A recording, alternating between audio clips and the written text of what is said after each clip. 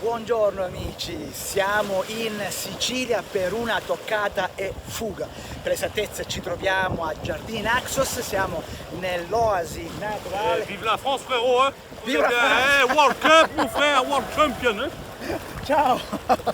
Allora, ci troviamo a Giardini Naxos, siamo nella riserva naturale di Isola Bella. Siamo qui giusto per una toccata e fuga, andiamo adesso a vedere l'ingresso dell'Isola Bella. Se volete saperne di più su questo mini viaggio qui in Sicilia, io vi invito a iscrivervi al mio canale. Come fare? Semplicissimo, basta cliccare sulla parola iscriviti che voi trovate qui in basso e dopodiché mi seguite tranquillamente. Anzi, se vi iscrivete al mio canale, a voi non costa assolutamente nulla, ma con la vostra iscrizione mi aiutate tantissimo a far crescere questo mio progetto.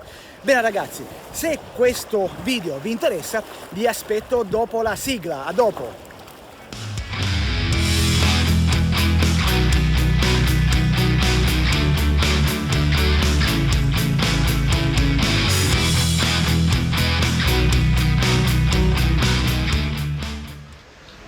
Siamo all'ingresso della riserva naturale orientata dell'Isola Bella. L'ingresso costa veramente poco, 4 euro l'intero e 2 euro il ridotto. La storia dell'Isola Bella inizia con Ferdinando I di Borbone, che nel 1806 la donò al sindaco di Taormina, Pancrazio Ciprioti, il quale la vendette successivamente nel 1890 a Florence Travaillant, che vi introdusse le prime essenze esotiche. Successivamente l'Isola Bella passò alla famiglia Loturco, che a suo volta la cedettero nel 1938 alla famiglia Bosurgi e nel 1963 per eredità passò ai figli Emilio e Leone Bosurgi, noti imprenditori messinesi, i quali costruirono diverse unità abitative scavate nella roccia ed integrate perfettamente nella vegetazione. Nel 1992 viene acquisita dalla regione siciliana ed entra nel demanio dell'assessorato beni culturali gestito dalla soprintendenza di Messina. Nel 1998 viene istituita la riserva naturale al fine di tutelare la flora e la fauna della baia. Nel 2010 venne istituito il parco archeologico di Naxos, che comprende, oltre l'Isola Bella, anche il teatro antico di Taormina, il museo di Giardini Naxos e di Francavilla. L'unicità ambientale e paesaggistica è evidente osservando la villa ed i particolari che la caratterizzano. Asperità delle rocce calcaree, una serie di stanze e belvederi sovrapposti collegati da scalinate interne ed esterne, volte a paesaggi nascosti rivestite con pietre, conferiscono all'Isola Bella un carattere unico ed affascinante per l'armonia complessiva del paesaggio. Visitare questa zona, questo paesaggio è veramente unico e si può visitare in qualsiasi periodo dell'anno. Noi ci troviamo qui ad ottobre, ai primi di ottobre, e la temperatura è fenomenale, l'acqua è calda, conviene fare un bagno. Quindi se venite qui in Sicilia, Isola Bella qui a Giardini Naxos è una tappa d'obbligo. Bene ragazzi, siamo arrivati a Castelmola, siamo sempre in Sicilia. Castelmola si trova, è un paesino sopra Taormina, è un piccolo borgo medievale, fa parte del circuito i borghi più belli d'Italia e qui da Castelmola si gode di un panorama, di una vista, posso dire, più unica che rara. E infatti dal belvedere, affacciandosi da questa terrazza, si riesce a godere tutta la costa che si trova sotto Castelmola. Come vedete è qualcosa di spettacolare e di unico. Vi invito caldamente a visitare anche questi luoghi. Noi adesso ci addentriamo all'interno del paese di Castelmola e andremo a visitare un locale un po' unico, addirittura Focus lo ha definito tra i 7 locali più belli al mondo. Ragazzi, andiamo a vedere. E siamo arrivati alla nostra destinazione, sempre qui a Castelmola. Siamo, per la precisione, sulla piazza della Chiesa Madre e di fronte a me, vi faccio vedere, c'è il famoso bar Turrisi che si sviluppa su 5 piani. Adesso andiamo all'interno e vi faccio vedere qual è la particolarità di questo locale. Ragazzi, seguitemi, andiamo verso il bar. Bene, siamo arrivati all'interno del bar Turrisi, un bar un po' particolare come voi potete ben vedere. Ecco qua la sua particolarità. È un bar fondato nel 1947 ed è passato di generazione in generazione dal cavaliere Salvatore Turrisi al figlio Giuseppe, poi ovviamente ai nipoti.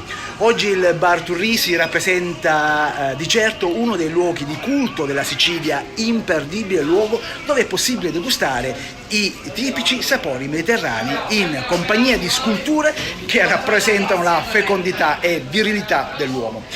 E provate a immaginare di trovarsi su una mitica struttura su 4 livelli e di stare in un posto dove Etna e mare, quindi l'acqua e il fuoco si possono osservare. Questo è il bar Turrisi, è uno di quei luoghi ormai unici, così come Focus lo ha censito tra i 7 bar più particolari nel mondo. Ad accompagnare il tutto un sorso dello speciale afrodisiaco vino alla mandorla che sintetizza in un elisir i profumi di questi luoghi.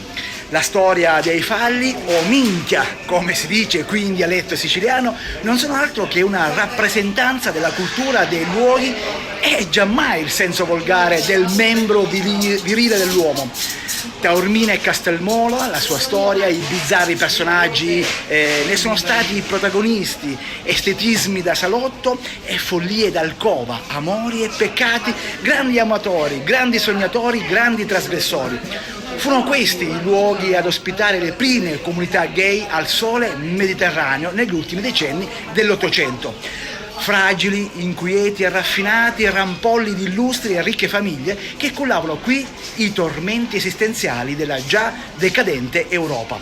Intellettuali veri e presunti, incupiti nei salotti di Londra, Parigi, Berlino, che nella piccola oasi di Sicilia si abbandonarono ad ogni genere di stravaganze, stranezze e libertà.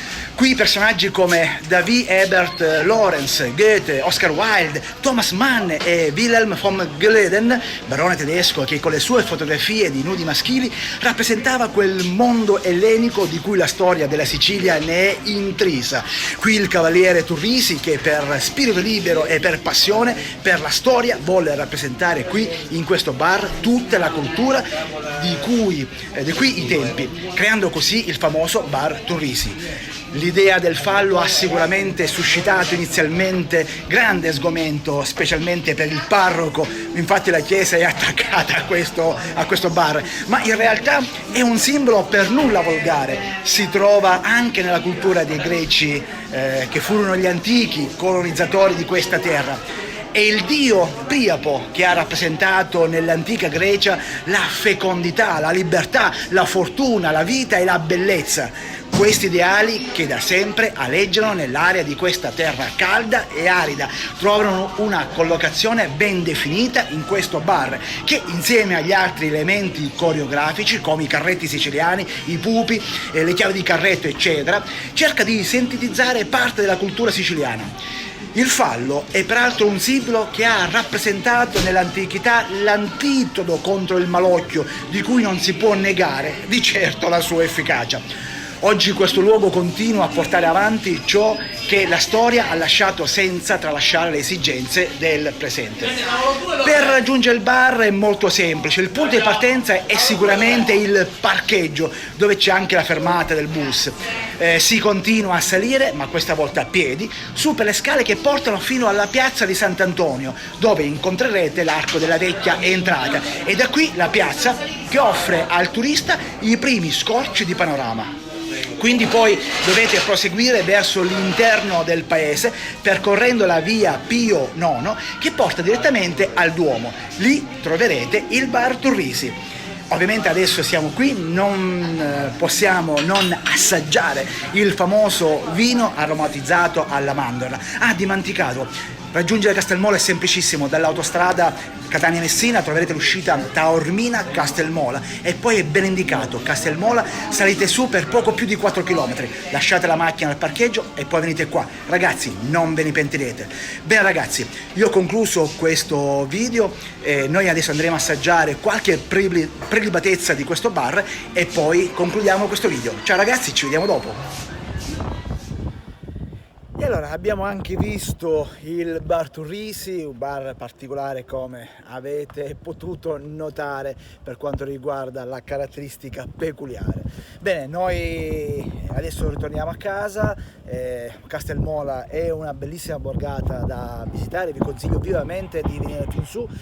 Un altro consiglio che vi posso dare è quello di stare attenti quando con la moto fate i tornanti per salire qui a Castelmola, perché sono stretti e in alcuni casi anche un po' pericolosi, quindi non chiudete le curve, fatele bene perché potrebbe essere anche pericoloso.